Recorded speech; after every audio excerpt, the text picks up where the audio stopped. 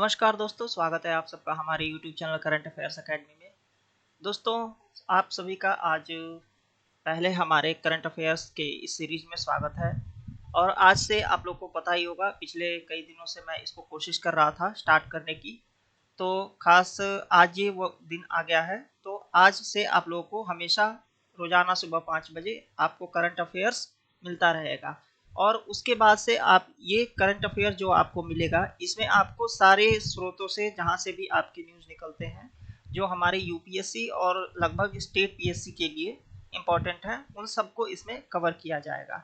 ठीक है, तो चलिए आज का ये वीडियो स्टार्ट करते हैं। वीडियो स्टार्ट करने से पहले आज चलेंगे पहले हम लोग मैप पे, और मैप पे देखेंगे एक लोकेशन को। जो आज का हमारा लोकेशन है वो है यूएई।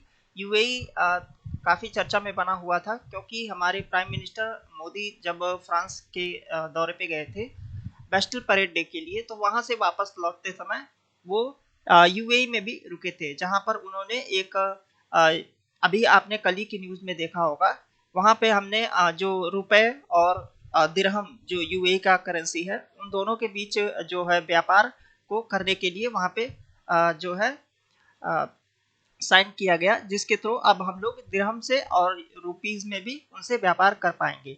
ठीक है, तो इस सब के बारे में वहाँ पे चर्चा की गई थी। तो इसलिए चलते हैं और यूएई को एक बार लोकेशन में देख लेते हैं कि कहाँ पे है यूएई और इसकी एग्जैक्ट लोकेशन कहाँ पे है। तो दोस्तों, आ गए हम अपने ग्लोब पे। अब यहाँ पे सर्च करते हैं यूएई कहाँ पे है। तो यूएई को जो हमारा लोकेशन है वो ग्लोब बता कर देगा।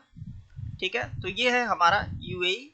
यूएई की लोकेशन को अगर आप देखेंगे ध्यान से, तो ये एक कोस्टल रीजन में पड़ता है। ठीक है, इधर आप देखेंगे तो पर्शियन गल्फ, ठीक है, पर्शियन गल्फ है, और इधर मस्कट है। मस्कट के बगल में यहाँ पे देखेंगे तो ये ओमान की खाड़ी, ठीक है, ओमान की खाड़ी इसको बोलते हैं, गल्फ ऑफ ओमान।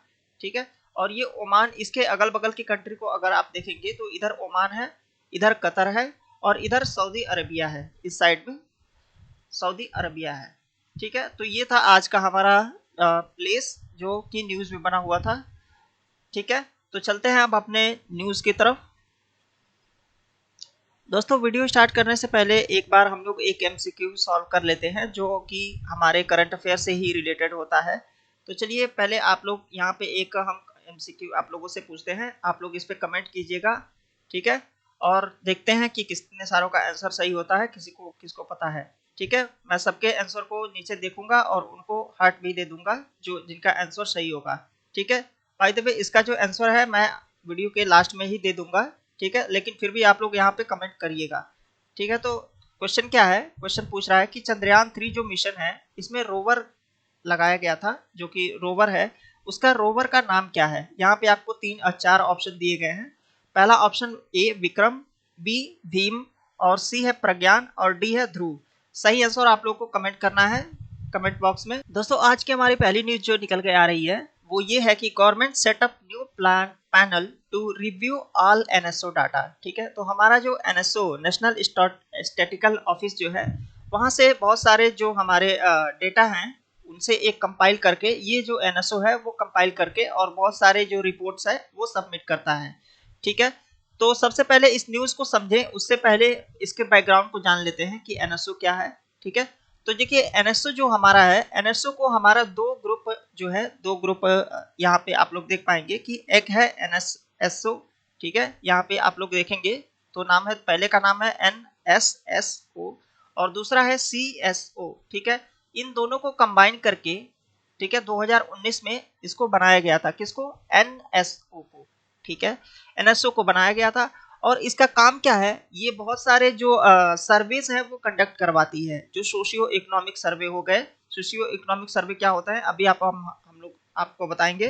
ठीक है, तो ये जो सोशियो इकोनॉमिक सर्वे है, ये बहुत सारे सर्वे जो है कंडक्ट करके और गवर्नमेंट को ये रिपोर्ट सौंपती है। ठीक है, एनएसओ का जो हेड है, ये किसके द्वारा हेड किया जाता है, तो ये है मौसफी के द्वारा। मौसफी का फुल नेम क्या होगा? Ministry of static and programme implementation. ठीक है, इसके द्वारा इसको हेड किया जाता है। और ये जो एनएसओ है, इस एनएसओ के फंक्शन क्या है, मींस ये क्या क्या काम करता है, तो यहाँ पे आप लोग देख पाएंगे। तो जो एनएसओ है वो आपका जो ये मंथली डाटा निकलता है, इंडेक्स ऑफ इंडस्ट्रियल प्रोडक्शन आप लोग जैसे ही मंथ स्टार्ट होता है तो आप लोग देखते भी होंगे कि न्यूज़ में ये आ जाता है कि इस मंथ का क्या रहा। तो हर मंथ एवरी मंथ जो है ये पब्लिश होता है। तो इसका जो डाटा है वो कौन कंपाइल करता है, तो ये एनएसओ ही करता है। दूसरा है एनुअल डाटा जो है वो इंडस्ट्रीज के बारे में क्या उनका ग्रोथ रहा, कैसा उनका परफॉर्मेंस रहा, उन सब के बारे में भी यही एनएसओ ही करता है। ठीक है, इसका डाटा पब्लिश करता है। ठीक है, और उनका जो भी चेंजेस ग्रोथ में आ रहे हैं उन सबको ये मेजर करता है। ठीक है, तो अब हम देखेंगे कि ये जो हमारा न्यूज़ है वो किस बारे में है। ठीक है, तो न्यूज़ बोल रहा है कि government setup new panel to review all data NSO. तो जो एनएसओ का ये डाटा है जो रिव्यू किया जाता है, इसके पैनल को अब फिर से एक नया पैनल बनाया जाने वाला है। ठीक है, तो क्या है ये पैनल, इसके बारे में चलिए देखते हैं। तो यहाँ पे आ गए हम द हिंदू के वेबसाइट पे। यहाँ पर आप लोग देखेंगे तो यहाँ पे लिखा है कि it replace a committee which examine economic data set only. ठीक है, तो जो ये इकोनॉमिक डेटा सेट है इसको जो पब्लिश करते हैं, या यहाँ पे आप नीचे देखेंगे तो ये नाम दिखा है standing committee on economic statics. तो ये जो डाटा है 2019 से जब एनएसओ को बनाया गया था उस समय तक ये कमेटी जो है NSO sorry SCES standing committee on economic statics ये डेटा पब्लिश करती थी। लेकिन अब इसको रिफॉर्म कर करके और एक नया कमेटी बनाई जा रही है जो एनएसओ को डाटा देगी। ठीक है, वो उसका जो भी पैनल है डाटा को रिव्यू करने का, जो भी सोर्सेस है सर्वे करने के, तो वो जितने भी डाटा है उनको करने का जो पैनल है वो चेंज करके उसको एक नया रूप दे दिया गया है, replace by standing committee on statistic, जिसका अब जो नाम होगा वो SCOS। ठीक है, ये रख दिया गया है। तो बस ये एक छोटा सा एक अपडेट था जो आप लोग को बताना था। ठीक है, और ये जो एनएसओ है ये इसको दे देगी, अपना ये जो भी सर्वे है वो कंडक्ट करवाती है, वो सब कुछ ये एनएसओ के अंडर में ही आएगा। तो बस ये छोटा सा एक पैनल है जो कि डाटा को रिव्यू करता है, उसी को चेंज करके और इस पैनल को जो है इसको और ब्रॉड किया गया है ताकि जो भी हमारे उसमें छोटी छोटी गलतियां आ रही थी, यहाँ पे आप लोग देखेंगे कि डेटा की जो क्वालिटी है, जो भी ये डेटा पब्लिश करती थी उसमें इश्यू आता था, जिसके कारण से इसको और ब्रॉड तरीके से और इसको और अच्छा बनाने के लिए यहाँ पे ये पैनल को नया जो पैनल है इसको लाया गया है। ठीक है, तो आशा करता हूँ ये आपको समझ में आया होगा। नेक्स्ट न्यूज हमारी बात करती है कि पैनल वांट्स कूनो चीता टू अंडरगोज मेडिकल रिव्यूज। तो जो हमारे चीताज हैं जो कि अभी अफ्रीका और नामीबिया से मंगाए गए थे, आप लोग यहाँ पे देख सकते हैं। ठीक है, प्रोजेक्ट चीता की तरह तहत इनको मंगाया गया था वहाँ से, नामीबिया से और अफ्रीका से।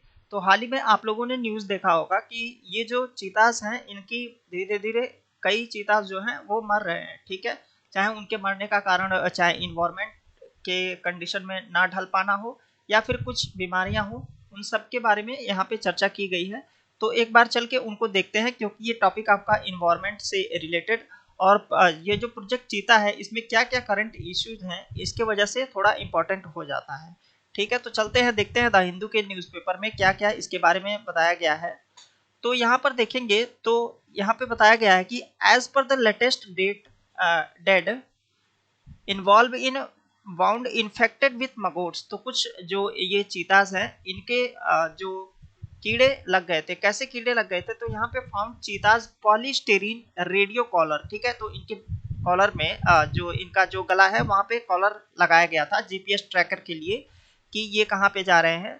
तो ये पाया गया कि वो जो जीपीएस ट्रैकर का कॉलर जो है उसी से इनमें जो है इन्फेक्शन हो गया है। तो कुछ इन्फेक्शन के कारण इनकी मृत्यु हुई है और बाकी की कुछ के मृत्यु और दूसरे कारणों से हुई है। तो हाल ही में अभी 2 चीता जो है अभी पिछले वीक मारे गए हैं, यहाँ पे आप लोग पढ़ सकते हैं कि फॉलोइंग द डेथ ऑफ 2 चीता ओवर द लास्ट वीक। तो ये पिछले ही हफ्ते की बात है, अभी 2 चीता इसमें से मारे गए हैं। ठीक है, तो टोटल कितने चीता मंगाए गए थे, यहाँ पे आप लोग देख सकते हैं कि 2022 में यहाँ पे 20 गो चीता मंगाए गए, 20 चीता मंगाए गए थे, जिसमें से अभी तक 5 की मृत्यु हो चुकी है। तो ये एक बहुत बड़ा, अभी देखिए 6 महीने से या 8-10 महीने जो भी हुए हैं उसके सिर्फ इतने ही समय में अभी भी ये कंडीशन को अपना वो फुलफिल नहीं कर पाए हैं और इनकी मृत्यु धीरे धीरे हो रही है। तो ये एक अच्छी बात नहीं है, इसलिए अब क्या क्या इनमें चेंजेस होने वाले हैं कि ये जो कमेटी है, ठीक है, तो ये कमेटी अब इनका फिजिकल मेडिकल रिव्यू किया जाएगा, जिसके तहत ये सोचा गया है कि इनके जो कॉलर लगा हुआ है उनको भी हटाने की कोशिश की जाएगी। ठीक है, तो ये था हमारा आज का ये जो अपडेट था, इसमें अपडेट ये हमने आप लोगों को दे दिया है। बाकी इसका जो स्टैटिक पोर्शन है वो आप लोग यहाँ पर नीचे पढ़ सकते हैं, चीताज वगैरह के बारे में जो भी इंफॉर्मेशन दी गई है उसको आप लोग यहाँ पर पढ़ सकते हैं। ठीक है, बाकी ये सब इसमें कुछ बताने और समझाने वाली बात है नहीं, ये सारी चीजें पढ़ने और रखने वाली है, तो इनको आप लोग खुद से भी पढ़ सकते हैं। ठीक है, नेक्स्ट न्यूज हमारी बात करती है China event rises concern over India's only app. ठीक है, तो हमारे जो देश है, हमारे देश में एक प्रकार का एप जो लंगूर है वो पाया जाता है, उसका नाम है हुलुक गिबॉन। ठीक है, यहाँ पे देख सकते हैं हुलुक गिबॉन, और ये हुलक गिबॉन जो है ये हाईली रिस्क ऑफ एक्सटेंशन, मतलब अब ये विलुप्त तो होने वाले कगार पे पहुंच चुका है। और ये चाइना में एक इवेंट हुआ था। ठीक है, उस इवेंट में ये कहा गया है, जो कि 7 और 8 जुलाई के बीच में हुआ था, उस इवेंट का नाम था गिबॉन ग्लोबल गिबॉन नेटवर्क। ठीक है, जिसको शॉर्ट में जीजीएन भी बोला जाता है। 7 और 9 जुलाई को बीच में ये एक इवेंट हुआ था, जिसमें ये कहा गया कि जो एक रेयर स्पीसीज है जो सिर्फ नॉर्थ ईस्ट इंडिया में पाया जाता है गिबॉन का, वो अब एक्सटेंशन की कैटेगरी में आ चुका है। ठीक है, वैसे तो इसके जितने भी टोटल 20 स्पीसीज होते हैं इसके, और ये टोटल स्पीसीज जो है गिबॉन के जो है ये सब के सब एक्सटेंशन के रिस्क में है, जिसमें से एक जो है हमारे इंडिया में भी पाया जाता है और वो भी एक्सटेंशन की कैटेगरी में आ चुका है। ठीक है, तो अभी इसका जो ग्लोबल पॉपुलेशन है वो अभी 12,000 के आसपास है, जो कि बहुत ही कम है अगर ग्लोबल के हिसाब से देखा जाए तो चलिए अब ये हुलॉक गिबॉन जो है इसके बारे में थोड़ा सा जो स्टैटिक इंफॉर्मेशन है उसको भी पढ़ लेते हैं, ताकि हमारे प्रीलिम्स में अगर इससे क्वेश्चन बनते हैं तो आपसे वो छूटे ना। तो यहाँ पे देख सकते हैं आप लोग हुलॉक गिबॉन की ये यहाँ पे फोटो भी है। तो ये जो 20 स्पीसीज हैं एप के, उनमें से एक ये है। ठीक है, और उनमें से ओनली वन जो है, जो एक बिना पूंछ वाला जो ये गिबॉन है, बंदरों की जो प्रजाति है एक तरह से बोल सकते हैं, वो इंडिया में पाई जाती है, और खास करके हमारे नॉर्थ ईस्ट में और ये बांग्लादेश का जो भी रीजन है साउथ वेस्ट चाइना का, वहाँ पे ये पाया जाता है। ठीक है, तो ये जो हमारा गिबॉन है, ये गिबॉन की जो प्रजातियां हैं ये दो टाइप्स की होती है। ठीक है, दो टाइप्स में क्या क्या है यहाँ पे आप लोग देख सकते हैं, एक है वेस्टर्न हुलॉक गिबॉन और दूसरा है ईस्टर्न हुलॉक गिबॉन।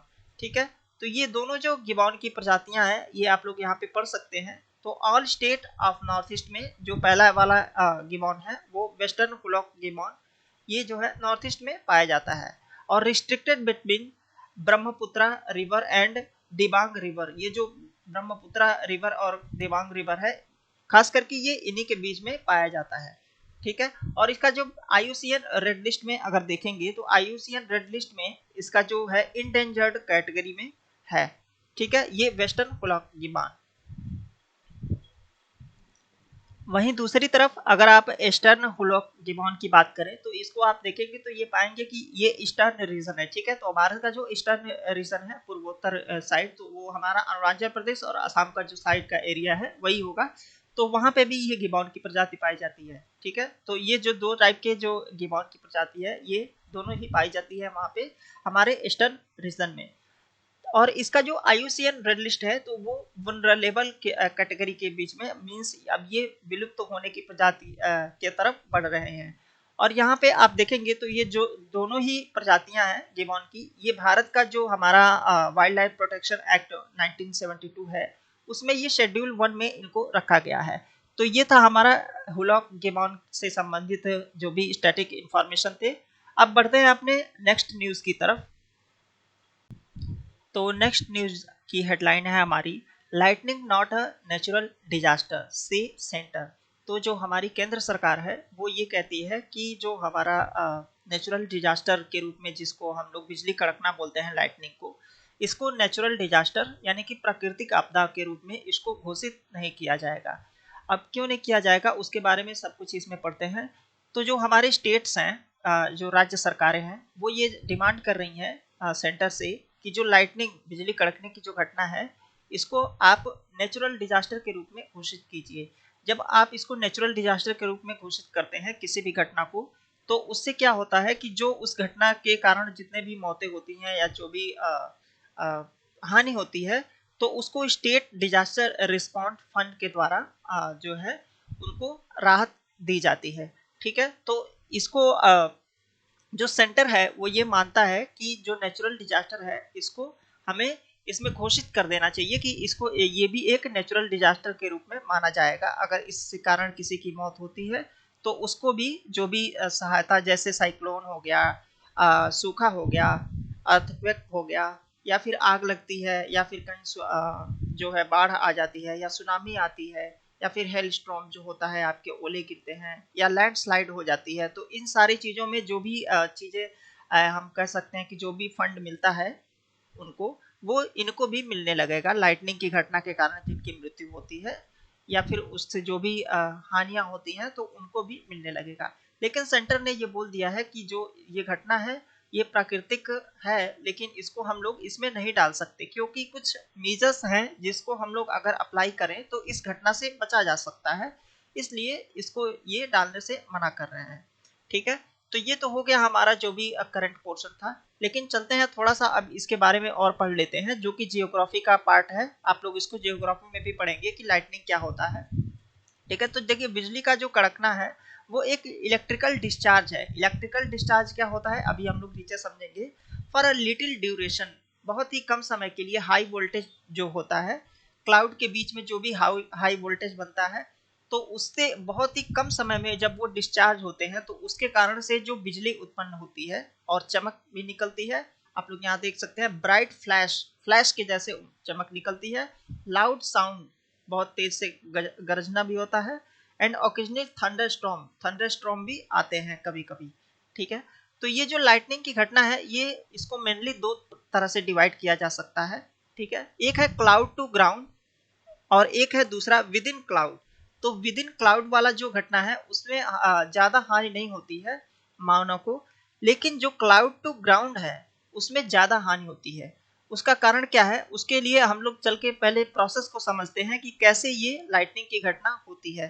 ठीक है, इसको हम लोग उतना डिटेल में नहीं पढ़ेंगे। ठीक है, क्योंकि इसको आप लोग जियोग्राफी के पार्ट में पढ़ेंगे भी, अगर पढ़ा है तो कोई बात नहीं। लेकिन एक बार छोटा सा यहाँ पे हम लोग पिक्चर के थ्रू समझेंगे। देखिए, जब भी भाप बन के पानी ऊपर उठता है तो वो बादलों का रूप लेता है, छोटे छोटे आइस क्यूब के। जैसे जैसे हम ऊपर जाते हैं तो पृथ्वी का जो टेम्परेचर है वो घटने लगता है। ठीक है, तो होता क्या है, जब ये आइस कुछ दूरी पे ऊपर जाते हैं तो वहां पे ये तैरते हैं, एक दूसरे से इनके बीच में घर्षण होता है, और उस घर्षण के कारण से इनमें क्या होता है, ये इलेक्ट्रिकली चार्ज हो जाते हैं। ठीक है, आप खुद देखते होंगे जब आप कंघी करते हैं या फिर कोई भी चीज हम रगड़ते हैं किसी चीज पे, तो वो चार्ज हो जाता है, और उसके पास अगर कोई हल्की वस्तु ले जाते हैं तो वो क्या होता है, वो उसको अपनी तरफ अट्रैक्ट करने लगता है। ठीक यही कारण यहाँ भी होता है, जो जिसके कारण से ये बादल जो है, कुछ बादल जो है ये चार्ज हो जाते हैं। तो जो चार्ज होंगे, अब ये जब चार्ज होंगे तो वो पॉजिटिव और निगेटिव के फॉर्म में चार्ज होते हैं। तो जो हमारे पॉजिटिव चार्ज होते हैं वो थोड़ा हल्के होते हैं। ये साइंस का टॉपिक है, इसको आप लोग उतना नहीं समझे तो भी कोई बात नहीं है। बस ये समझ लीजिए कि जो धनायन होते हैं, धनायन या पॉजिटिव चार्ज होते हैं, वो ऊपर चले जाते हैं हल्के होने की वजह से, और जो ऋणायन होते हैं, मींस जो निगेटिव चार्ज होते हैं, वो नीचे हो जाते हैं। तो ऐसे जब अलाइनमेंट हो जाता है, सॉरी ये निगेटिव हो गया, तो जब अलाइनमेंट हो जाता है तो अलाइनमेंट के कारण होता क्या है, अब ये फिर से एक दूसरे की तरफ भागते हैं, न्यूट्रल होने के लिए एक दूसरे की तरफ भागते हैं। और इसके कारण से ये बहुत ही शॉर्ट ड्यूरेशन के कारण इनमें क्या होता है, जब ये एक दूसरे की तरफ आते हैं तो उसके कारण से जो है बहुत ज्यादा मात्रा में करंट, यहाँ पे देखिए huge current electricity flow between the layers. ठीक है, तो ऊपर का जो लेयर है पॉजिटिव लेयर और निगेटिव जो है उनके बीच में बहुत ही तेजी से इलेक्ट्रिकल फ्लो होता है। और इस इलेक्ट्रिकल फ्लो के कारण से बहुत ही मतलब ये इतना ज़्यादा चार्ज होते हैं कि जब ये अपनी एनर्जी को रिलीज करते हैं तो उसके कारण से जो है हमें चमक दिखाई देती है और साथ में गर्जना भी होता है। ठीक है, तो ये तो हो गया एक टाइप जिसमें क्लाउड टू क्लाउड हो रहा है। तो क्लाउड टू क्लाउड में उतना खतरा नहीं होता है, ये ऊपर का ऊपर ही रह जाता है, हम लोग सिर्फ उसकी चमक और आवाज सुन पाते हैं। खतरा होता है उसमें जो हमारा क्लाउड टू जो ग्राउंड होता है उसके बीच में जब ये घटना होती है। कैसे होती है? तो देखिए हमारा जो पृथ्वी है वो एक कभी कभी जब हवाएं चलती हैं तो हमें तो ये पता है कि जो हमारे बादल हैं वो पॉजिटिवली चार्ज है और निगेटिवली चार्ज है। और जो हमारी अर्थ का सरफेस होता है, ठीक है, जो अर्थ सरफेस है हमारा वो भी पॉजिटिवली चार्ज हो जाता है। ठीक है, जब हवाएं वगैरह चलती हैं तो वो पॉजिटिवली चार्ज हो जाता है। अब होता क्या है, जब ये ऊपर का जो है निगेटिव चार्ज नीचे जो होता है, पॉजिटिव तो ऊपर होता है ये बादल का, और नीचे जो है वो निगेटिव चार्ज होता है। तो निगेटिव चार्ज जब पृथ्वी के साथ मिलके पॉजिटिव चार्ज से कनेक्ट हो जाता है तो जो ये बिजली का जो कनेक्शन है, ये कनेक्शन नहीं बोलेंगे सॉरी, तो जो बिजली का जो ये एक दूसरे का कॉम्बिनेशन बनता है, इसके कारण से यहाँ से लेके यहाँ तक जो कह सकते हैं चमक के साथ, और ये एक कॉम्बिनेशन बनने से यहाँ पे बिजली गिरती है। तो जहाँ पे वो पॉजिटिव चार्ज होते हैं वहाँ पे जब बिजली गिरती है तो वहाँ पे बहुत ज़्यादा मात्रा में जो है कभी कभी आप लोगों ने देखा होगा कि पेड़ भी फट जाते हैं। तो ये यही कारण है। और जो सबसे ऊंचा होगा, ठीक है, जो सबसे ऊंची चीज होगी साधारणतः उसी पे बिजली गिरती है, क्योंकि हमेशा वो शॉर्टेस्ट पाथ को फॉलो करती है। इसलिए आप लोगों ने देखा होगा कि जो भी टावर्स हो गए या उनके ऊपर एक छोटा सा बनाया जाता है कंडक्टर, जो कि वो सारा चार्ज जो है पृथ्वी में फ्लो करा देता है। ठीक है, यहाँ पर ज्यादा साइंस हो रहा है तो इसके विषय में अभी और आगे नहीं पढ़ेंगे, ज्यादा आप लोग को पढ़ना होगा तो आप लोग इसको जियोग्राफी में आराम से इसको 20 या 25 मिनट का जो वीडियो होता है उसमें आप लोग समझेंगे। ठीक है, तो अब आते हैं इसका डिजास्टर पार्ट पे। ठीक है, अब डिजास्टर पार्ट में क्या है, लाइटनिंग का जो ये घटना है इसका क्लाइमेट चेंज से क्या रिस्पॉन्स रिलेशन है, इसको समझते हैं। ठीक है, तो ये जो लाइटनिंग की घटना है, तो आप लोगों ने देखा होगा जब ये लाइटनिंग होती है तो ये माना गया है कि जो हमारी लाइटनिंग की घटना है, जो बिजली कड़कने की घटना है, अगर हमारे पृथ्वी के टेम्परेचर में 1 डिग्री का अगर बढ़ोतरी हो रही है, ठीक है, अगर 1 डिग्री की बढ़ोतरी हो रही है तो 12% संभावना बढ़ जाती है। क्या जो फ्रिक्वेंसी है, मतलब अब 12 और बार ज्यादा आएंगी, जो है बिजली कड़कने की घटना है वो बढ़ेगी। तो इसका मतलब क्या है कि जैसे जैसे अगर पृथ्वी का टेम्परेचर बढ़ेगा तो वैसे वैसे हमारा जो ये बिजली कड़कने की जो संभावनाएं हैं वो भी बढ़ेगी, और इसके चलते जो नेचुरल डिजास्टर आने वाले हैं वो उनकी भी संख्या बढ़ेगी। ठीक है, अब इंडिया के रिस्पेक्ट में बात करते हैं। तो इंडिया के रिस्पेक्ट में आप लोगों ने ये एक खबर है कि जो 18.5 मिलियन जो लाइटनिंग स्ट्राइक है वो एक साल में पाए गए हैं। ठीक है, तो लगभग इतने सारे जो बिजली कड़कने की घटनाएं हैं, इतनी बार ये कह सकते हैं जो है 18.5 मिलियन बार ये देखी गई है। और इससे हमेशा जो हर साल की जो मौतें हैं वो 2500 से ज़्यादा इंडियंस जो मौतें हैं वो हर साल हो रही हैं। तो ये 2500 जो नंबर है ये बहुत ज़्यादा है। तो इसलिए ये जो सेंटर है वो जो स्टेट हैं वो चाहते हैं कि ये जो नेचुरल डिजास्टर के रूप में इसको घोषित कर दिया जाए, ताकि इसके साथ जितने भी चीज़ें हैं वो इससे भी इनको राहत मिले। देखिए भारत के कुछ राज्य हैं जहाँ पे जो बिजली ये गिरने की जो संभावनाएं हैं वो सबसे ज़्यादा मैक्सिमम है, और वो राज्य हैं उड़ीसा, मध्य प्रदेश, छत्तीसगढ़, वेस्ट बंगाल और झारखंड। ये सारे जो डिस्ट्रिक्ट हैं, सॉरी जो स्टेट हैं, इनके जगह पे ये जगह पे सबसे ज़्यादा जो है बिजली गिरने की संभावनाएं पाई गई हैं। ठीक है, और इससे जो आप देख सकते हैं कि 1967 से लेके 2019 के बीच में लगभग 1 लाख लोगों ने अपनी जान सिर्फ इसलिए गंवा दी क्योंकि ये जो बिजली कड़कने की घटनाएं होती हैं। और अगर आप देखेंगे तो नेचुरल डिजास्टर जिसको हम लोग बोलते हैं, प्राकृतिक आपदा में ये तीसरे नंबर का सबसे ज़्यादा डेथ होने वाली घटनाओं में से ये एक है। ठीक है, बाकी और सारी चीज़ों से भी मृत्यु होती है, लेकिन सबसे ज़्यादा जो मृत्यु होती है उनमें ये तीसरे नंबर पे आता है। ठीक है, तो इसके लिए हम लोग क्या क्या मेजर्स जो है अपना सकते हैं जिससे इसके जो इसके गिरने की तो संभावना को हम कम नहीं कर सकते, लेकिन इसको हम लोग रेगुलेट तो कर सकते हैं अपने साइड से। तो इसके लिए हमें करना क्या होगा कि अर्ली वार्निंग सिस्टम, ठीक है, अर्ली वार्निंग सिस्टम अगर हम लोग यूज करें जिससे हमें पहले ही पता चल जाए कि अब बिजली गिरने वाली है या बिजली गिरने की जो संभावनाएं है वो बढ़ने वाली है, तो उससे हम लोग कुछ हद तक बच पाएंगे। दूसरा है लाइटनिंग सेफ्टी मेजर्स जो है अगर इसको हम लोग फॉलो करते हैं, ठीक है, तो हम अगर स्टेइंग इंडोर मतलब हम लोग अगर अपने घर में ही रहें और थंडरस्टॉर्म के जैसे इन सारी घटनाओं के समय और रोड पे ना निकले, तो इस घटना से हम अपने आप को बचा सकते हैं। तीसरा है कि इस फील्ड में हम लोग रिसर्च एंड डेवलपमेंट करें और इस रिसर्च एंड डेवलपमेंट से जो है रिस्क को हम लोग कम कर सकते हैं। ठीक है, तो ये था लाइटिंग से संबंधित जितने भी पॉइंट्स थे। इसके बाद अब चलते हैं अपने नेक्स्ट न्यूज की तरफ। नेक्स्ट न्यूज है हमारा, रशिया है sufficient stock piles of cluster bomb says Putin. Stock piles means होता है संचय करना, ठीक है, संचय करना मीन्स उसको रखना, संग्रहित करना, एक तरह से ये समझ सकते हैं आप। तो पुतिन ने ऐसा बोला है कि जो हमारे पास जो है क्लस्टर बॉम्ब की कमी नहीं है।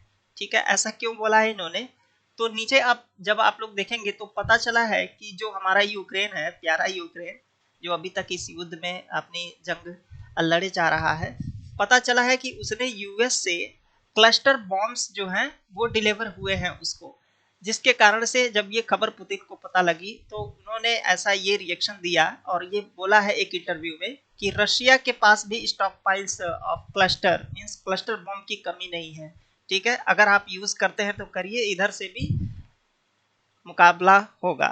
ठीक है, तो एक तरह से ये देख सकते हैं आप लोग, इस लगभग 1.5 साल हो चुके हैं इस वार को और ये चले जा रहा है। ठीक है, तो हमारा इससे कुछ ज्यादा कनेक्शन नहीं है, देखना नहीं है इसको, बस हमें पढ़ना क्या है, क्लस्टर बॉम्ब क्या होते हैं इसके बारे में थोड़ा सा हम लोग इंफॉर्मेशन रख लेते हैं अपने पास। ठीक है, तो चलिए देखते हैं क्या होता है क्लस्टर बॉम्ब। तो क्लस्टर बॉम्ब जो होते हैं, यहाँ पे आप लोग इमेज में देख रहे होंगे कि ये बॉम्ब जो है ये बड़ा सा कुछ बॉक्स है, बॉक्स बोले या जो भी बोले, और इसके अंदर ये छोटे छोटे बॉम्ब्स टाइप में रखे गए हैं। होता क्या है, जब इसको आप लोग देखेंगे तो क्लस्टर बॉम्ब क्या है, ये छोटे छोटे स्मॉल बॉम्ब्स होते हैं। ठीक है, जो जब इनको गिराया जाता है किसी भी जगह से तो ये बहुत ही बड़ी एरिया को कवर करते हैं और पूरा का पूरा एरिया ये तबाह कर देते हैं।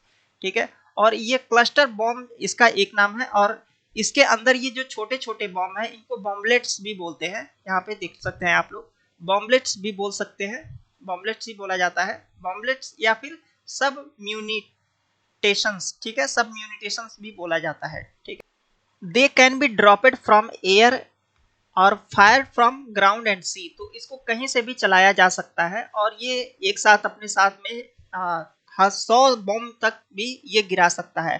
होता क्या है, जब इसको ऊपर से छोड़ा जाता है या कहीं से भी जब इसको फेंका जाता है तो ये रास्ते में ही खुल जाता है। ठीक है, और खुलने के बाद जब ये इसमें से बॉम्ब्स निकलते हैं और ये जब पृथ्वी पे जाते हैं तो बहुत ही बड़ा लार्ज एरिया कवर करते हैं। तो इस तरह से जो डिस्ट्रक्शन है वो एक बहुत ही लार्ज एरिया पे होता है। ठीक है, लेकिन यहाँ पे आप लोग जब देखेंगे तो some bomblets fail to detonate immediately. तो कुछ जो बॉम्ब बॉम्ब है वो जैसे ही गिरते हैं तो वो तुरंत नहीं फटते हैं। ठीक है, तो जब उनके पास जब कोई जाता है तो उसके वजह से जो फटते हैं तो उसके वजह से भी बहुत सारा डिस्ट्रक्शन होता है। तो जहाँ पे ये गिरते हैं तो वो पूरा एरिया ही तबाह हो जाता है। तो क्लस्टर बॉम्ब को हम देखेंगे तो ये इंटरनेशनली इसको बहुत ज़्यादा जो है कंडेम किया गया है। ठीक है, कंडेम मीन्स ये कि इसको क्रिटिसाइज किया गया है कि इसका यूज़ नहीं करना चाहिए, और लगभग 100 से ज़्यादा कंट्रीज ने इसको साइन भी किया है, कन्वेंशन ऑन क्लस्टर म्यूनिशन। ठीक है, तो इसको साइन करने का मतलब ये है कि ये 100 से ज़्यादा कंट्रीज ये मानते हैं कि हम कभी भी इसको इस कन्वेंशन के थ्रू ये अपने को प्रूव करते हैं कि हम इसके कभी भी इसको बनाएंगे नहीं। ठीक है, तो क्या है क्लस्टर म्यूनिशंस कन्वेंशन, इसके बारे में भी थोड़ा सा जान लेते हैं। तो इट प्रोहिबिट ऑल यूजेस। ठीक है, तो इसका यूज करना, स्टॉक पाइलिंग संचय करना, प्रोडक्शन इसको बनाना और ट्रांसफर करना मीन्स दूसरे को देना, ये सारे के सारे जो क्लस्टर म्यूनिशंस हैं इनका जो भी इस पे साइन करेगा वो एक तरह से माना जाएगा कि वो इसका यूज नहीं कर सकता है और नहीं करना चाहिए। लेकिन इसका सबसे बड़ा पार्ट यह है कि इंडिया ने अभी तक इसको साइन नहीं किया है, मीन्स अगर चाहे तो इंडिया इसको बना सकता है, हालांकि हम लोग इसको बनाएंगे नहीं। ठीक है, हमें उतना इसकी जरूरत नहीं पड़ेगी। ठीक है, इसके बाद से 100 से ज्यादा कंट्रीज ने इसको साइन भी किया है, कन्वेंशन ऑन क्लस्टर म्यूनिशंस को। लेकिन सबसे बड़ी बात जो इसमें समझने वाली ये है कि जो इस युद्ध में अभी लगे हुए हैं, रशिया हो गया, चाहे यूक्रेन हो गया, चाहे वो यूएस हो गया, इन तीनों ने अभी तक इस जो कन्वेंशन है इस पे साइन नहीं किया है। तो एक तरह से देख सकते हैं, तो ये तीनों जो कंट्री ने अगर साइन नहीं किया है तो ये तीनों मिलके इस पे इसका यूज कर सकते हैं, और जब यूज कर सकते हैं तो इसकी तबाही भी बहुत ज्यादा होगी। तो आने वाले समय में देखते हैं कि पुतिन इसका यूज करते हैं कि नहीं, और यूक्रेन जो है पहले इसका यूज करता है कि नहीं। अगर यूक्रेन यूज करता है तो जाहिर सी बात है पुतिन भी इसका यूज करेंगे। ठीक है, तो बढ़ते हैं अगले न्यूज की तरफ। नेक्स्ट टॉपिक है हमारा कोरल ब्लीचिंग। कोरल ब्लीचिंग के बारे में इसमें सब कुछ आज हम लोग पढ़ेंगे, और इसको पढ़ने के बाद आपको कहीं भी किसी भी जगह से कुछ और एक्स्ट्रा इन्फॉर्मेशन कोरल ब्लीचिंग के बारे में नहीं पढ़ना होगा। ठीक है, तो चलिए स्टार्ट करते हैं। तो देखिए, कोरल ब्लीचिंग पढ़ने से पहले, कोरल ब्लीचिंग एक फिनोमिना है, उसको जानने से पहले जान लेते हैं कि कोरल रीफ क्या होते हैं। ठीक है, कोरल रीफ क्या होते हैं सबसे पहले हम लोग ये जानेंगे, फिर उसके बाद आगे की जो भी है प्रोसेस उसको हम लोग खत्म करेंगे। ठीक है, तो पहले जान लेते हैं कि कोरल रीफ फॉर्म कैसे होते हैं, बनते कैसे हैं। देखिए, जो कोरल रीफ्स होते हैं वो मेनली बनते हैं दो चीजों से, एक होता है कोरल पॉलिप्स और दूसरा है जुन्थेक्सेलिया नाम का ये एल्गाई। ठीक है, जब ये दोनों एक साथ रहते हुए बायोटिक सिम्बायोटिक रिलेशनशिप जो बनाते हैं तो उसके कारण से जो है कोरल रीफ बनता है। ठीक है, कोरल रीफ आप सभी ने देखा होगा, इमेजेस इसकी बहुत अच्छी अच्छी आती हैं। ठीक है, तो जो ये कोरल लीव्स है, ये कोरल पॉलिप्स है, ये प्लांट्स होते हैं। ठीक है, एक टाइप के प्लांट्स होते हैं, और ये ज्यादातर जो ट्रॉपिकल और सब ट्रॉपिकल ओशियन है हमारा ग्लोब पे, जो ये वाला हिस्सा यहाँ पे एक सेकंड दिखा देते हैं। तो ये हमारी मान लीजिए पृथ्वी है, तो यहाँ से लेके यहाँ तक का जो एरिया है, ये जो पूरा ग्लोब में उसी रीजन में ये पाए जाते हैं, ट्रॉपिकल एंड सब ट्रॉपिकल रीजन में ये पाए जाते हैं। ठीक है, तो क्या होता है, दे लिव्स इन शैलो वाटर। ठीक है, ये छिछले पानी में रहते हैं, मतलब ज्यादा गहरे पानी में ये नहीं उग सकते। क्यों नहीं उग सकते वो भी अभी जानते हैं। विथ माइक्रोस्कोपिक एल्गाई कॉल्ड जिंथेक्सेलिया। ठीक है, जिंथेक्सेलिया नाम का ये जो एल्गाई होता है इसके साथ रहते हैं। With they share symbiotic relationship, ये दोनों साथ में रहते हैं।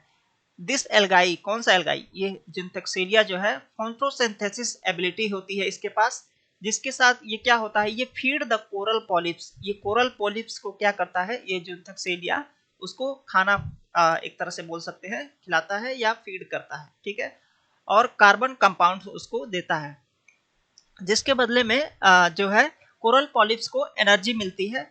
और इन रिटर्न, और उस रिटर्न के उसके बदले में पॉलिप्स को क्या करता है, उस जुन्थेक्सेलिया नाम का एक ये जो एल्गाई है, इसको ये प्रोटेक्शन प्रोवाइड करता है। ठीक है, प्रोटेक्शन प्रोवाइड करता है।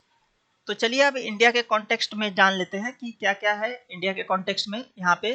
तो हम सबको पता है कि जो हमारा कोस्टल रीजन है, कोस्टल रीजन में ही ज़्यादातर ये पाए जाते हैं। तो ये जो 17 किमी का जो हमारा कोस्टल लाइन है, उसमें लगभग 61 किमी का जो रिप्रेजेंटेशन है वो मेन लैंड कोस्टल लाइन है। ठीक है, बाकी का जो कोस्टल लाइन है वो उसको मेन लैंड में नहीं गिना जाता है। तो ये जो ये जो कोरल रीफ है, ये मेनली 3 टाइप्स के होते हैं जो इंडिया में पाए जाते हैं। पहला है फ्रिंगिंग, और दूसरा है बैरियर, और तीसरा है एटॉल्स। ठीक है, ये 3 टाइप के कोरल जो है पाए जाते हैं, और ये कहाँ कहाँ पे पाए जाते हैं, यहाँ पे सारी चीजें यहाँ पे नाम लिखी हुई है और उनके बारे में बताया गया है। साथ ही मैं आपको मैप में एक ही बार में दिखा देता हूँ ये कहाँ कहाँ पाए जाते हैं। ठीक है, यहाँ पे देख सकते हैं गल्फ ऑफ कच्छ के पास पाए जाते हैं।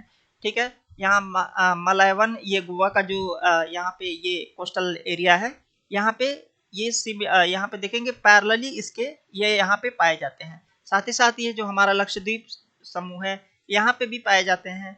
ठीक है, यहाँ पे आप जाएंगे तो गल्फ ऑफ मन्नार जो है यहाँ पे, और ये इंडिया और श्रीलंका के बीच में ये जो भी जितने भी डॉट डॉट दिख रहे हैं आप लोग को, यहाँ भी ये पाए जाते हैं। यहाँ फिर देखिए अंडमान निकोबार आइसलैंड हो गया और निकोबार, दोनों वही मिला के जो है, इनके पास ये जहाँ जहाँ डॉट्स बने हैं यहाँ यहाँ ये पाए जाते हैं। वही सारी चीजें ऊपर लिखी हुई है जिसको मैंने मैप के माध्यम से आप लोग सबको दिखा दिया है। ठीक है, तो आगे बढ़ते हैं, इसमें देखते हैं नेक्स्ट टॉपिक क्या है इसका।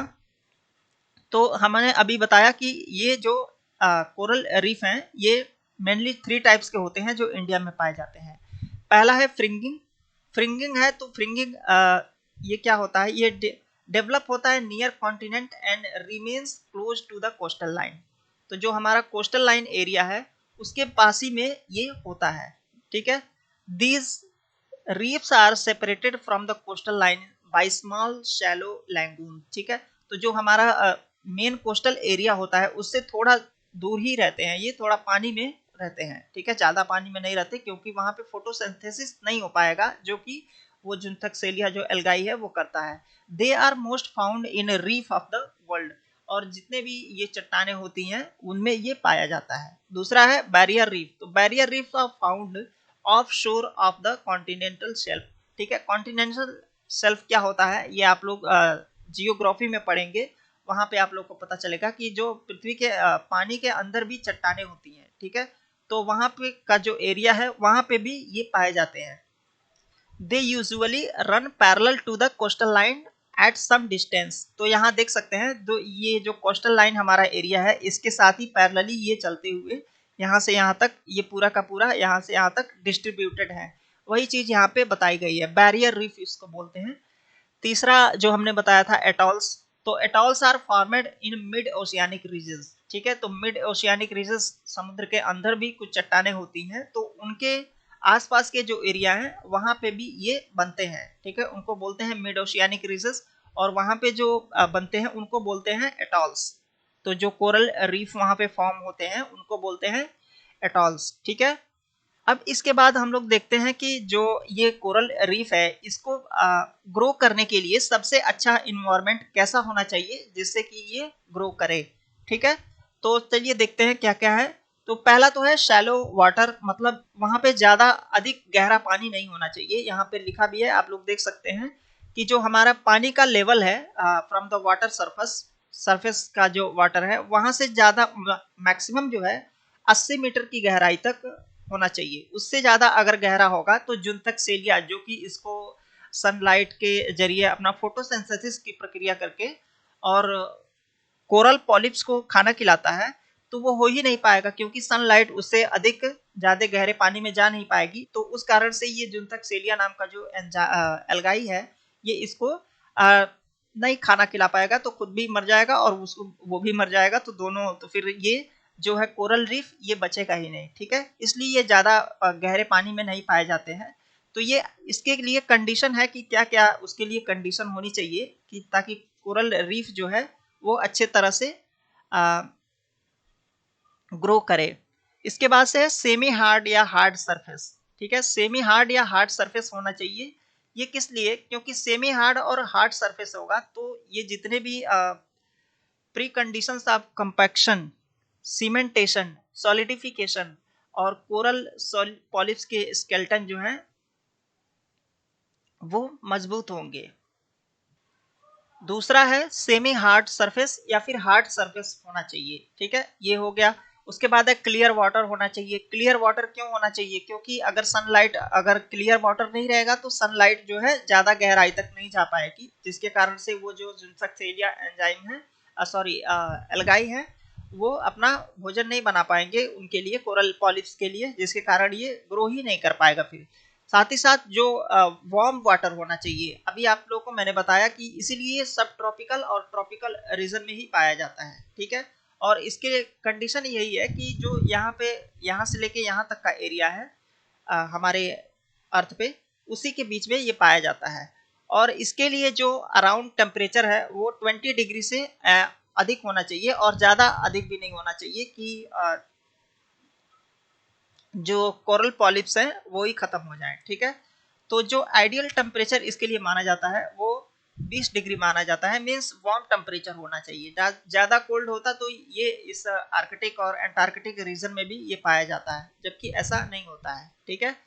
उसके बाद से नेक्स्ट है हमारा कि इसके लिए सेलाइन फिलेड वाटर होना चाहिए। सेलाइन फिलेड मीन्स खारा पानी होना चाहिए।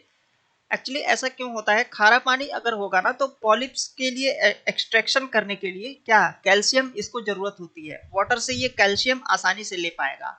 और जो हमारा खारा पानी होता है उसमें कैल्शियम ज्यादा होता है, जिसके कारण से ये इसके लिए सेलेनाइन वाटर मीन्स खारा पानी इसके लिए अगर हो तो ये अच्छे से ग्रो कर पाएगा और इसके जो स्केलेटन होंगे, स्केलेटन मीन्स इसके जो हड्डियां तो नहीं बोलेंगे यहाँ पे, स्केलेटन मीन्स हड्डियों का ढांचा ही होता है। जो इसके पुर्जे हैं आपने देखा होगा पानी में ऐसे तना जैसा होता है, वो उसके मजबूत होंगे।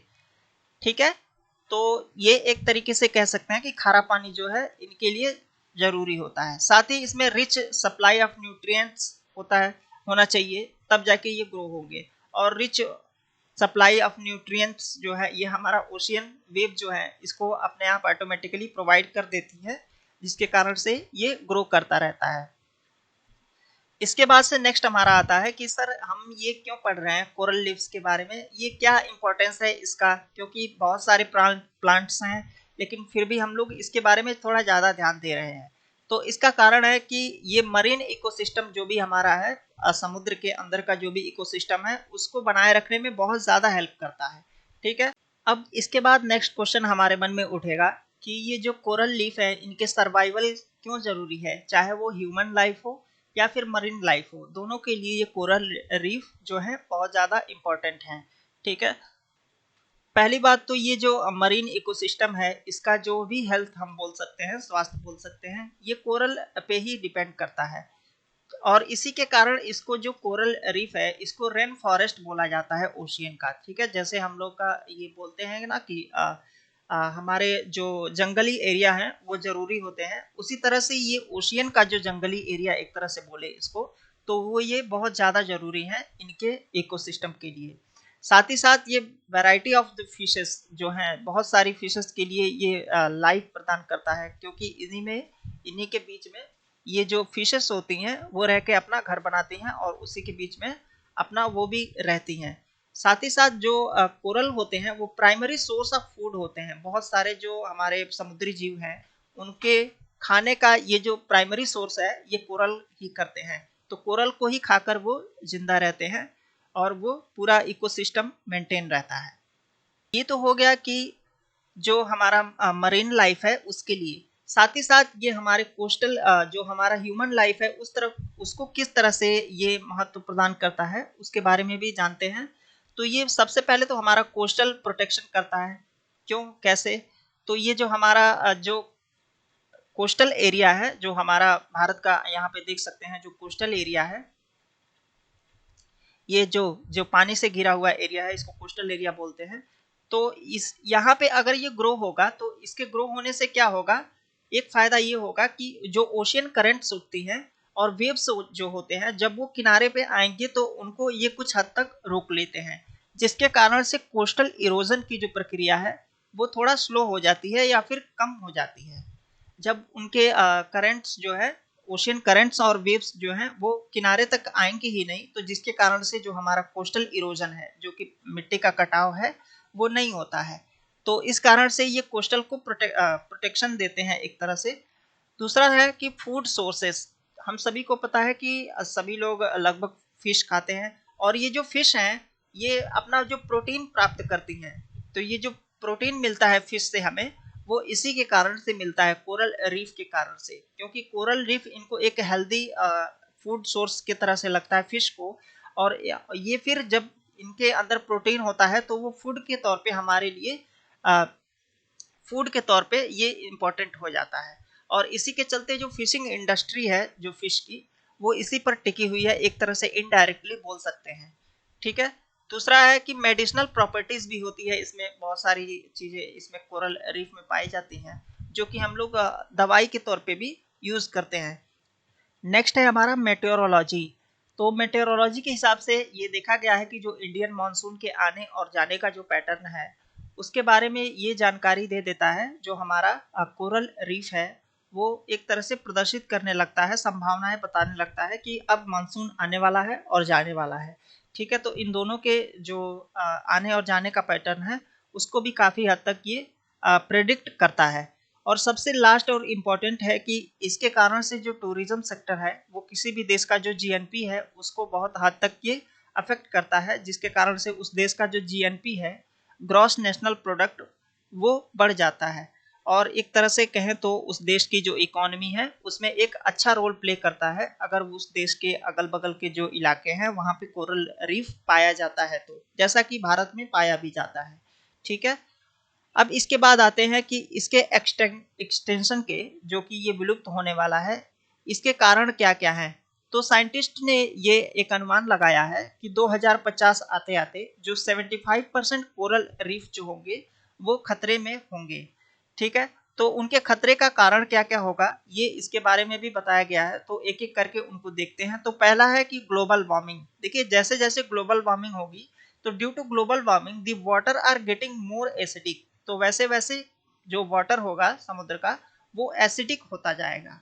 ठीक है, और जब एसिडिक होगा तो वो पॉइजनिंग थ्रेट की तरह से काम करेगा कोरल सिस्टम के लिए। ठीक है, वो जहर का काम करेगा। ठीक है, उसके बाद से क्या होगा, दूसरा कारण तो ये हो गया, पहला कारण तो ये हो गया जो है ग्लोबल वार्मिंग के कारण। ग्लोबल वार्मिंग के चलते एक और खतरा होगा कि जैसे जैसे ग्लोबल वार्मिंग बढ़ेगा कि वैसे ही ग्लेशियर्स भी पिघलेंगे, और जब ग्लेशियर पिघलेंगे तो जो सी का जो लेवल है वो लेवल भी बढ़ेगा। और जब लेवल बढ़ेगा तो जो उसका लेवल हमने डिसाइड किया था कि कोरल को 180 मीटर से गहरा नहीं होना है। अगर उससे 180 मीटर से ज़्यादा गहरे पर चला जाएगा, जबकि अगर पानी मान लीजिए कि मेल्टिंग के कारण से, आइस मेल्टिंग के कारण से, ग्लेशियर मेल्टिंग के कारण से अगर समुद्र का लेवल बढ़ेगा 80 मीटर से अगर पार करेगा, तो उसके कारण से जो हमारा कोरल रीफ होगा वो धीरे धीरे कमजोर होता जाएगा, और कमजोर होके लास्ट में वो खत्म ही होना है उसको, क्योंकि उसके जो एल्गाई है जिसका नाम हमने जिंथोक्सेलिया बताया था, वो उसको अपना फोटोसिंथेसिस कर ही नहीं पाएगा, क्योंकि सन जो है, सन से मिलने वाला जो सन लाइट है वो उसके करीब तक पहुंच ही नहीं पाएगा, जिसके कारण से वो जो कोरल रीफ है वो धीरे धीरे खत्म होने लगेगा। तो ग्लोबल वार्मिंग के चलते दो खतरे तो ऐसे ही हो गए। उसके बाद है कोरल ब्लीचिंग। तो कोरल ब्लीचिंग क्या है, coral bleaching take place when ocean get warmer. तो जैसे जैसे हमारा जो ओशियन गर्म होगा, आने वाले समय में गर्मी होगा, क्योंकि हम लोग अभी जो पहले हमने बताया कि ग्लोबल वार्मिंग के कारण से, तो ओशियन जब गर्म होगा तो उसके कारण से। दूसरा है कोरल ब्लीचिंग।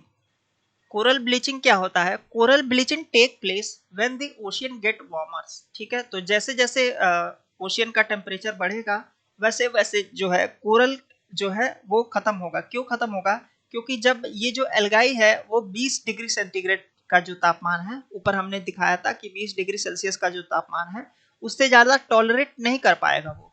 तो जब कोरल ब्लीचिंग तब होगा जब ये ओशियन वार्म होगा, गर्म होगा, तो उसके कारण से जो कोरल ब्लीचिंग है वो होने लगेगा। तो जिसके कारण से क्या होगा, सिम्बायोटिक एल्गाई जिसका नाम हमने जिंथेक्सेलिया बताया था, वो उसको छोड़ के जाने लगेगा, रिलीज हो जाएगा। और जब वो छोड़ के जाएगा तो वो जो कोरल रीफ के बनने के लिए जो कोरल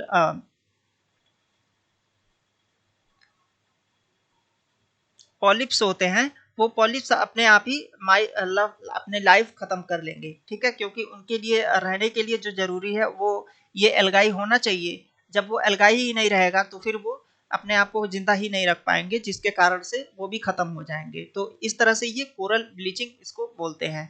इसके बाद से है मरीन पोल्यूशन। ठीक है, मरीन पोल्यूशन में क्या होगा, जैसे मान लीजिए हम लोग जितना ही पोल्यूशन करेंगे तो जब समुद्र गंदा होगा तो उसके चलते जो हमारा समुद्र का पानी है वो भी गंदा होगा, जिसके कारण से वो जो कोरल ब्लीचिंग जो कोरल है उसको प्रॉपर सनलाइट भी नहीं मिल पाएगा। और साथ ही साथ हमने अभी बताया कि कोरल को जो अपने ग्रो करने के लिए बहुत जरूरी है कि वहाँ का पानी क्लियर साफ हो। ठीक है, तो वो जब होगा ही नहीं तो वो ये कोरल जो है वो अपने आप ही खत्म हो जाएगा। तो मरीन पोल्यूशन भी एक बड़ा कारण है जिसके कारण से ये एक्सटिंक्ट होने वाले हैं। और इसके बाद से है stronger storm and ocean acidification. तो जैसे कि हमने बताया कि ओशियानिक वेव्स जो हैं अगर वो तेजी से आती हैं तो वो तो कितना हो भी मजबूत होगा, तो वो तो ओशियानिक वेव हैं, तो वो कितना हो भी अगर मजबूत होंगे कोरल रीफ, वो उनको उखाड़ के और तोड़ ताड़ देगा। ठीक है, तो अगर ओशियानिक वेव बढ़ती हैं तो जिसके कारण से ये खत्म हो जाते हैं। तो ये आज भी अभी भी कभी कभी हो जाता है, जब ओशियानिक वेव्स वगैरह आएंगी तो उसके कारण से भी ये खत्म हो जाएगा। और सबसे एक है कि एसिडिफिकेशन। तो एसिडिफिकेशन जब होगा तो जिसके कारण से पीएच लेवल क्या होगा, कंटिन्यूअली इंक्रीज होगा वाटर का, जो हमारा सी वाटर है। ठीक है, तो उसके कारण से क्या होगा, high sea level leads to weaker coral skeleton. तो जो कोरल का जो तना होता है पौधे के तौर पे आप लोगों ने देखा होगा, वो मजबूत नहीं होगा, क्योंकि उसके लिए चाहिए कैल्शियम, और कैल्शियम ये एसिडिफिकेशन वाले पानी में कम होता है, ठीक है, जिसके कारण से वो मजबूत नहीं होगा, और मजबूत नहीं होगा तो ये जितने भी ऊपर के हमने कारण बताए उसके लिए वो और ज्यादा मुश्किल हो जाएगा सहना, जिसके चलते वो धीरे धीरे डिस्ट्रक्शन उसका होने लगेगा। अब भाई स्ट्रॉम्स, और स्ट्रॉम्स तो है ही, और ओशियानिक वेव उसको जल्द ही उखाड़ फेंकेंगी, ठीक है। तो ये कुछ कारण हो गए। साथ ही साथ सबसे एक और इम्पॉर्टेंट कारण है कि ओजोन डिप्लीशन जो हो रहा है। ओजोन डिप्लीशन देखिए, कोरल पॉलिप्स जो होते हैं उनके अंदर ये प्रोटेक्ट करने की इनबिल्ट जो कैपेसिटी है वो होती है, लेकिन अगर रेडिएशन इंक्रीज हो जाएगा तो ये कोरल जो है खुद ही डैमेज होके डिस्ट्रॉय हो जाएंगे, ठीक है। तो ओजोन लेयर डिप्लीशन जो है, ओजोन डिप्लीशन, इससे भी इसको बचाना होगा। तो इतने सारे जो चीजें हमने बताई कि इनसे बचाने के लिए बहुत ज्यादा जरूरी है, तब जाके इसका एक्सटेंशन रुक पाएगा। अब इसके बाद आते हैं कि लॉ क्या कुछ बनाए गए हैं क्या। देखिए, लॉ तो बनाए गए हैं, स्टेट वाइल्ड लाइफ डिपार्टमेंट बनाया गया है जो कोरल के यहाँ जो कोरल है इसकी देखभाल करता है अंडर द प्रोटेक्शन एरिया। इसके लिए इसको प्रोटेक्शन एरिया घोषित किया गया है, और इस प्रोटेक्शन एरिया के तहत यहाँ पे कुछ भी इलीगल माइनिंग वगैरह नहीं हो सकती, और ना ही कोई होटल वगैरह जो भी चीजें हैं वो बना पाएगा। और उसके लिए बाकायदे ये एक रेगुलेशन लॉ भी बनाया गया है। All marine resources are protected under the coastal regulation zone. Coastal regulation zone के अंतर्गत इन सभी को प्रोटेक्ट किया जा रहा है, ठीक है।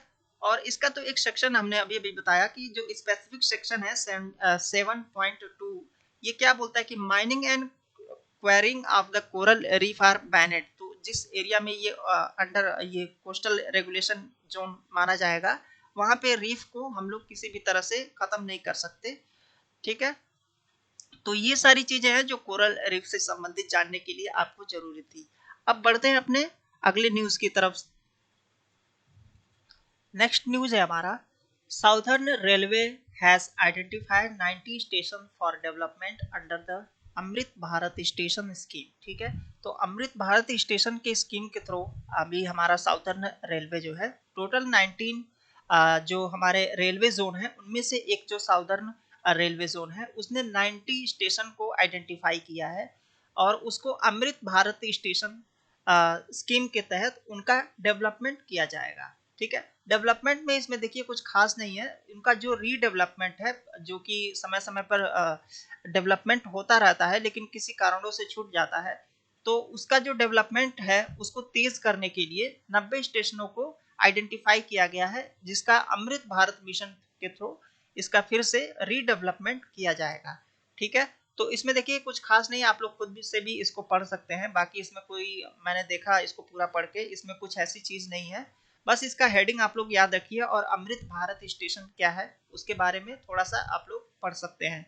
यहाँ पे सारी चीजें दी गई हैं, कुछ ज्यादा इसमें नहीं है कि क्या क्या होने वाला है, ठीक है। थोड़ी सी इसकी फैसिलिटीज के बारे में जान लेते हैं कि प्रोविजंस में है कि रूफ प्लाजा का को क्रिएट किया जाएगा फ्यूचर में, साथ ही साथ फ्री वाईफाई होगा, space for 5G mobile towers, और 5G टावर्स के लिए थोड़ा जगह भी रखा जाएगा वहां पे, और साथ ही साथ smooth access of widening of road, उसके बगल में जो रोड्स वगैरह होते हैं उसको थोड़ा चौड़ा किया जाएगा, रिमूवल ऑफ अनवांटेड स्ट्रक्चर जो भी हैं उनको अनवांटेड स्ट्रक्चर को वहां से हटाया जाएगा, प्रॉपरली डिजाइन सीनेज होगा, ठीक है, डेडिकेटेड पेडिस्ट्रेन होगा जो चलने वाला जो होता है, वो सारी चीजें यहाँ पे छोटी छोटी जो चीजें हैं उनका प्लान करके और फिर से बेटर रीडेवलपमेंट किया जाएगा, ठीक है। तो इसमें कुछ ज्यादा पढ़ाने और बताने वाली बात नहीं है, तो इसको आप लोग इग्नोर भी कर सकते हैं, बस इसका नाम आप लोग याद रखिएगा, ठीक है। अब आते हैं अपने नेक्स्ट न्यूज की तरफ। वो ये है कि गूगल ने अभी हाल ही में अपना जो बार्ड चैटबॉट है, आप लोगों ने देखा होगा कि चैट जीपीटी जो था वो हाल ही में बहुत ही तेजी से उसने अपने एआई के थ्रू बहुत लोगों को इन्फ्लुएंस किया, और उसके कारण से गूगल का जो सर्च इंजन है वो भी कुछ हद तक डाउन होता दिखा, जिसके कारण से गूगल ने भी अपना खुद का एक चैटबॉट अब लॉन्च कर दिया है, और ये जल्द ही भारत में भी लॉन्च हो जाएगा, लेकिन अभी के लिए ये सिर्फ और सिर्फ जो है हमारा ये यूरोप और ब्राजील में इसको लॉन्च किया गया है, ठीक है। तो क्या होता है चैटबॉट और बार्ड, ये जो चैटबॉट है इसके बारे में जानते हैं। देखिए, जो ये चैटबॉट है ये पूरी तरह से आर्टिफिशियल इंटेलिजेंस चैटबॉट होते हैं, और इनको जो अभी ये बार्ड वाला चैटबॉट है, इसको अल्फाबेट कंपनी ने, जो पेरेंट कंपनी है गूगल की, उसने इसको बनाया है। ठीक है, तो गूगल की जो पेरेंट कंपनी जो है वो है आपका अल्फाबेट। ठीक है, तो अल्फाबेट ने ही इसको बनाया है। ठीक है, चैटबॉट को बार्ड चैटबॉट इसका नाम रखा गया है। तो बाकी इसके फीचर्स की बात करें तो इस पे आपको मिल जाएगा कि इसमें 40 लैंग्वेजेस के सपोर्ट मिलेंगे आपको, मीन्स 40 लैंग्वेजेस में आप इसको ऑपरेट कर पाएंगे, इंक्लूडिंग 9 इंडियन लैंग्वेज। साथ में भारत के जो 9 भाषाएं हैं उनमें भी इसको एक्सेस किया जा सकता है। User can change the tone, means उसका टोन भी चेंज कर सकते हैं, जो वो बोलता है ना कि वॉइस टोन में।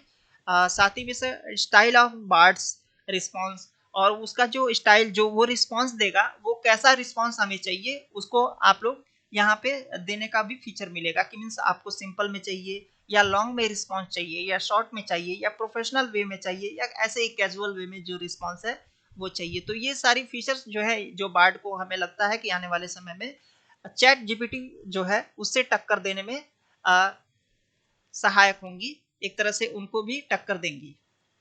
ठीक है, और लास्ट में इसका ये फीचर एक ये है कि दे कैन पिन और रिमूव कन्वर्सेशन। तो ये कन्वर्सेशन को पिन भी कर सकते हैं, मीन्स हमने देखा कुछ ऐसी बातें की इससे चैटबॉट से जो हमें लगता है कि हाँ इसको पिन कर लेते हैं या फिर इसको सेव कर लेते हैं या फिर इसको एक्सपोर्ट कर लेते हैं। तो ये सारी फैसिलिटीज जो है ये बार्ड में प्रोवाइड की जाएगी। तो ये ज़्यादा इसके फीचर्स में नहीं घुसते हैं क्योंकि ये जानना हमारे लिए ज़रूरी भी नहीं है उतना। तो ये जो भी चैटबॉट होते हैं ये पूरी तरह से जनरेटिव एआई होते हैं। देखिए जनरेटिव एआई क्या होता है, ये यूजर से डाटा कलेक्ट करता है और जितना ही ज़्यादा ये डेटा कलेक्ट करेगा यूजर से उतना ही ज़्यादा ये और ज़्यादा एडवांस होता जाता है। ठीक है, generative AI is a type of AI that can create a wide variety of data. ये बहुत सारे प्रकार के डाटा भी बना सकता है, सच एज इमेजेस बना सकता है, वीडियो बना सकता है, ऑडियो, टेक्स्ट, 3D मॉड्यूल जो भी है, इन सबको ये जनरेटिव एआई के थ्रू बनाया जा सकता है। और ये करता क्या है, ये देखिए हमारी तरह आंखों देख के तो नहीं पहचानता है, तो ये पैटर्न देखता है। जैसे मान लीजिए कि हमने यहाँ पे अगर ये सेब बनाया है, ठीक है, तो आप लोग देखेंगे तो उस सेब को कुछ इस तरह से वो सेब है। ठीक है, अभी यहाँ पे देखेंगे तो ये जो मैंने सेब बनाया है तो इसको देख के आप कैसे पहचान पा रहे हैं, हालांकि ये सेब नहीं है लेकिन इसके पैटर्न जो है, इसका जो शेप है उसको देख के आप पहचान पा रहे हैं कि हाँ ये सेब है। ठीक है, तो ऐसे ही ये सेब का जो पैटर्न है वो ये याद रखता है और इसी पैटर्न को थोड़ा सा इधर उधर करके और वो इसको स्टोर कर लेगा कि अभी ये एप्पल ही है तो इसको एप्पल के नाम से ये स्टोर कर लेता है। तो अगर कहीं और एप्पल दिखा तो ये उस पैटर्न को देख के समझ जाएगा कि इस पैटर्न को मैंने क्या कोड दिया है, तो उस हिसाब से वो उसका जो भी चीजें हैं वो कंफर्म करके वो बता देता है। साथ ही साथ ये जो यूजर से रिस्पॉन्स मिलते हैं उनसे भी ये उससे सीखता है और सीख के ही वो और ज़्यादा एडवांस होता जाता है कि हाँ इस यूजर का बिहेवियर कैसा है, ये किस तरह से बात करता है तो इसके किस तरह का रिस्पॉन्स चाहिए, वो सब कुछ ये सीखता जाता है और वो यूजर के लिए फ्रेंडली होता जाता है। ठीक है, तो इस तरह से जनरेटिव एआई जो है वर्क करता है। It can capable of producing highly realistic and complex content. ठीक है, तो हाईली रियलिस्टिक देखने में ऐसा लगेगा कि एकदम रियल है। अभी हाल ही में आप लोगों ने बहुत सारे रील्स वगैरह भी देखे होंगे जिसमें बहुत सारे जो है क्रिएटर्स जो है जो कि रियल में एग्जिस्ट नहीं करते हैं या फिर कुछ ऐसी चीजें हैं जिससे देखने से लगेगा कि वो रियल में है लेकिन वो रियल में नहीं है, वो सिर्फ एआई जनरेटेड है और उसको सिंपली जनरेटिव एआई के थ्रू ही उनको बनाया गया है। और ये आगे चल के ये जो जनरेटिव एआई है इसी के आधार पे हम लोग बहुत सारा जो है इंडस्ट्री में इसका यूज कर सकते हैं, जैसे गेमिंग इंडस्ट्री हो गया, इंटरटेनमेंट इंडस्ट्री हो गया, जैसे कार्टून एनिमेशन वगैरह जो है उनमें यूज होता है।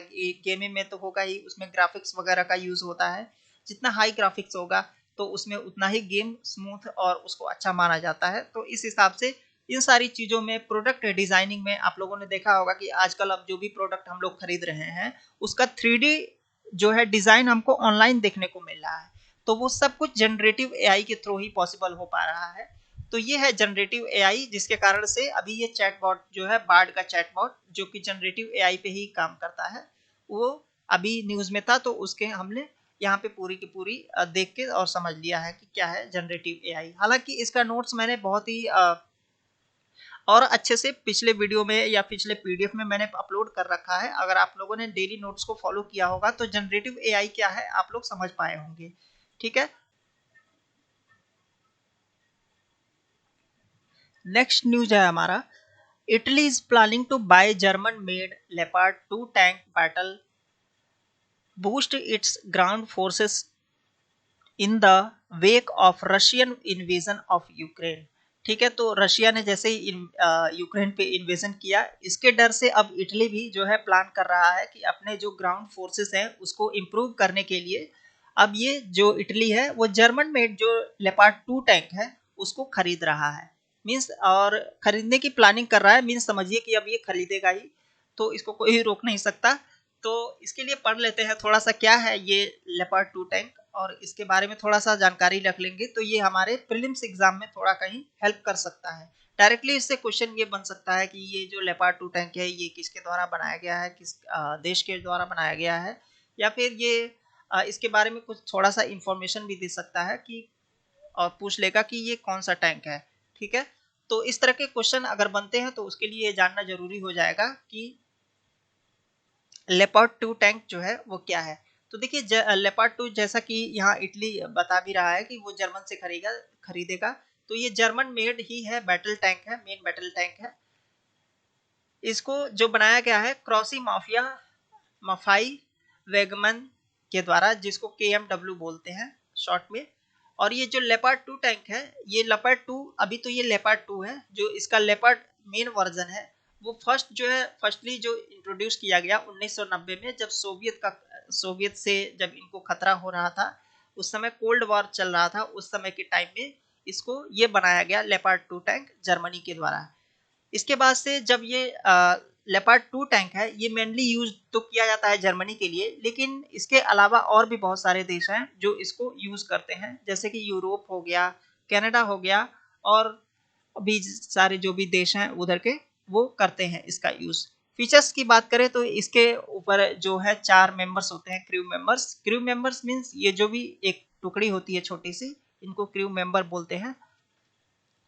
और ये जो है 500 किलोमीटर, ये सब आप लोग देख ही सकते हैं, खुद से पढ़ भी सकते हैं, इसमें कुछ बताने और याद करने वाली ये सब सारी चीजें, बताने वाली चीजें कुछ है नहीं। ठीक है, तो ये जो मेन वेपन टैंक है ये 400 mm का एक स्मूथ बोर गन है, जो इसका मेन वेपन है जो आगे यहाँ पे लगा हुआ है।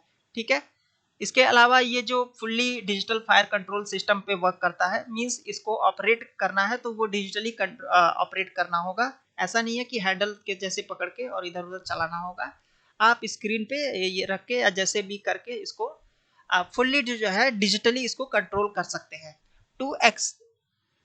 2 को एक्सियल लाइट मशीन गन भी इस पे है, यहाँ पे देख सकते हैं ये जो 2 सैन्य है ये अपना ये मशीन गन ही लेके यहाँ पे तैनात है।